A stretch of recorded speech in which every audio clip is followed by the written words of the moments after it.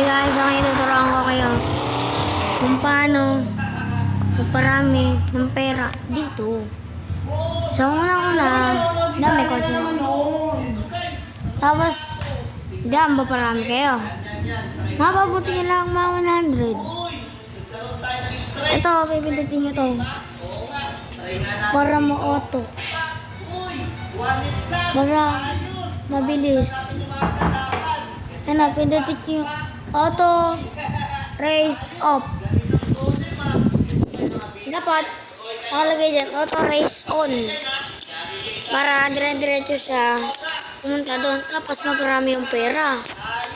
Paparami yun ng pera, siyempre. Tapos diba ito is punan yung may bilog na to.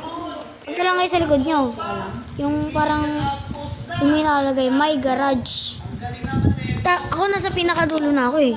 Tapos yung kotse ko, alam niyo yung pinakadulong kotse, meron ako nun. Dapat, hindi, hinangin lang yan. Hinangin lang yan. Dapat, binablog mo pa yung murawa.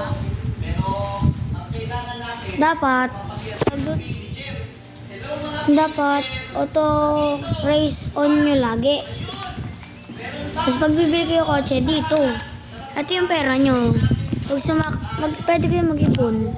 Ako nag-ipon ako, element, tapos pinasad kong kotse, yung kulay pink. Tapos ito ngayon. Tignan nyo yung kotse ko. O yan o. Executed.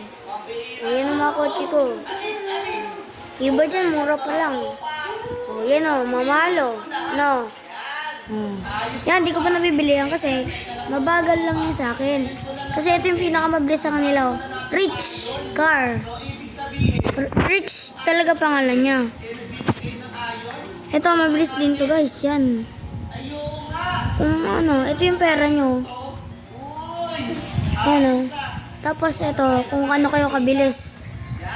Dapat marami kayong ganyan para sobrang bilis ng kotse nyo.